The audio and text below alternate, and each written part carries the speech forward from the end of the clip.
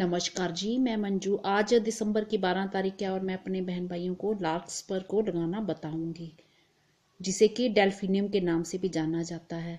तो इस पे मैंने कई सारे वीडियोस बनाए हुए हैं। आप मेरा वीडियो नंबर 652 भी देख सकते हैं, जिससे फरवरी महीने में मैंने फूल दिखाए, दूसरे फूलों के साथ लगाना बताया हुआ है ऐसे, और खूब सारे फ्लावर्स खिले हुए हैं। तो अभी मैं जानकारी देने से पहले अपने प्लांट्स भी दिखाती हूँ। ये आप खूबसूरत प्लांट्स देख रहे हैं। तो ये इनके फूल तो खूबसूरत होते ही हैं, बट ये इनकी पत्तियाँ मुझे बहुत ही सुंदर लगती हैं और ये हरी भरी गार्डन की शोभा बढ़ाती हैं। तो मैं इन्हें ऐसे ही लगाना भी पसंद करती हूँ। मेरे साथ ऐसा होता है कि जो लास्ट में मैं लगाती हूँ तो खूब सारी पौध तैयार हो जाती है। तो मुझे गेंदा इतना पसंद है कि वही सारे पोट्स में मेरे लग जाता है, और पोट्स वगैरह मिट्टी सब ये फिर ख़त्म होने लगती है। तो ये मैंने इतने सारे ग्रो किए, काफ़ी कुछ मैंने अपने फ्रेंड्स को भी दे दिए हैं, तो बाकी इतने मैंने रख लिए हैं। तो इन पे अभी फ्लावर बर्ड्स आना स्टार्ट हो गया है। तो मैं इसके बारे में जानकारी दूं। वैसे मैंने इसके कई सारे वीडियोस बना रखे हुए हैं। तो अभी मैं ये बताऊं कि ये जो लार्कस्पर है ये यूरोप का नेटिव है। डेल्फिनियम ग्रीक शब्द डेल्फिस से आता है, जिसका मतलब होता है कि डॉल्फिन। इसके पौधे करीब 2 से 5 फुट लंबे होते हैं। बट ये जो जैसे मैंने लगा रखे हुए हैं, अगर थोड़ी मिट्टी में आप लगाते हैं, छोटे पोट में लगाते हैं, तो मैंने ये देखा उनकी हाइट छोटी रह जाती है और उसी में ही फ्लावर्स आना स्टार्ट हो जाते हैं, फिर बढ़ना स्टार्ट हो जाते हैं। तो जिस तरह से खुराक मिलती है, और घने घने इसके प्लांट्स अच्छे लगते हैं, जो घने घने फूल खिले हों।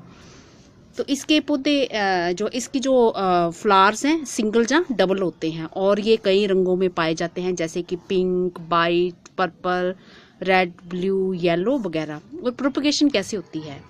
इसे सीड से ग्रो किया जाता है। सीड को डायरेक्टली ग्रो कर सकते हैं, और बट इसकी नर्सरी भी आप तैयार कर सकते हैं, और करने के बाद आप इसे ट्रांसप्लांट भी कर सकते हैं। तो मैं इस तरह से करती हूँ। मैं कई बारी डायरेक्टली ग्रो कर देती हूँ, और कई बारी फिर ज़्यादा जैसे घने हो जाते हैं तो उनकी थिनिंग कर देती हूँ और अलग अलग पॉट्स में भी लगा देती हूँ। तो जो सीड्स को है वो सितंबर और अक्टूबर में ग्रो किया जाता है, बट मैंने इन्हें नवंबर के शुरू में ही लगा दिया था। अक्टूबर ख़त्म हुआ है जैसे, तभी लगा दिया था मैंने। नवंबर की किसी डेट को शुरू में ही लगा दिया था। और अब इन पे ये देखा जो बड़े बड़े हो गए हैं, ये फ्लावर बर्ड्स भी आना स्टार्ट हो गए हैं।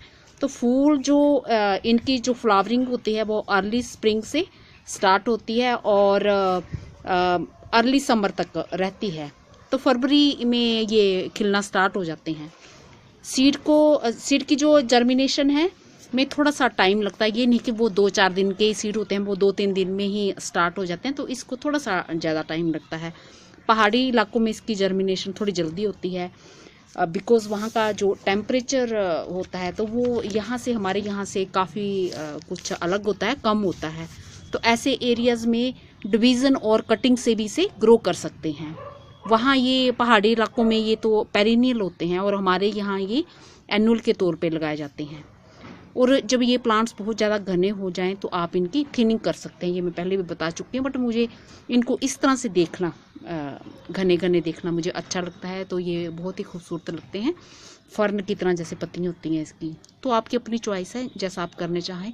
मिट्टी इसकी कैसी लेनी है? इसको रिच वेल ड्रेन्ड सॉइल पसंद है, और मिट्टी में ह्यूमस मिला लें। मिट्टी की जो मल्चिंग भी आपने करनी चाहिए मिट्टी, क्योंकि इसको हल्की जैसी मॉइस्ट मिट्टी पसंद है। धूप इसे कैसे चाहिए? इस प्लांट को धूप में रखें। सुबह के कुछ आवर्स की धूप इसे काफ़ी है।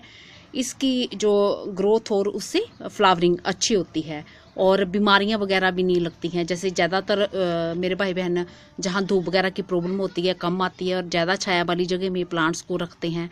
और हालांकि इस प्लांट को फिर हल्की मॉइस्ट मिट्टी पसंद होती है। अगर मिट्टी भी आप हल्की मॉइस्ट रखते हैं और पानी भी टाइम से थोड़ा सूखेगा नहीं, तो उससे फिर फंगस की प्रॉब्लम हो सकती है। तो इस चीज़ का आपने ध्यान रखना है बस। और वाटरिंग कैसे करनी है? मिट्टी को हल्का मॉइस्ट रखें, पर ज़्यादा गिल्ला नहीं होना चाहिए। इससे क्या, इसकी रूट्स जो हैं वो रोट हो सकती हैं और आपका प्लांट मर सकता है। तो इसके फूलों को किस तरह से आप इस्तेमाल करते हैं, इन्हें कट फ्लावर के रूप में इस्तेमाल किया जाता है, इसे क्यारियों में ग्रो कर सकते हैं, बॉर्डर बना सकते हैं और फूलों के साथ मिक्स करके भी लगा सकते हैं। तो ये मैंने आपको पिछली बारी लास्ट ईयर मैंने ये आपको खूब सारे इसके वीडियो में दिखाए हैं। मैंने वीडियो नंबर 652 आप देख लें, उसमें देख लें, और कई सारे फूलों के साथ मिक्स करके आप लगाएं तो ये बहुत ही खूबसूरत लगते हैं। होप करती हूँ कि आज का मेरा वीडियो पसंद आया होगा। और चलते चलते मैं अपने कैलेंडुला दिखा दूँ, बड़े लंबे टाइम से खिल रहे हैं और इतने ढेरों फूल आ रहे हैं, ये बहुत ही खूबसूरत लग रहे हैं।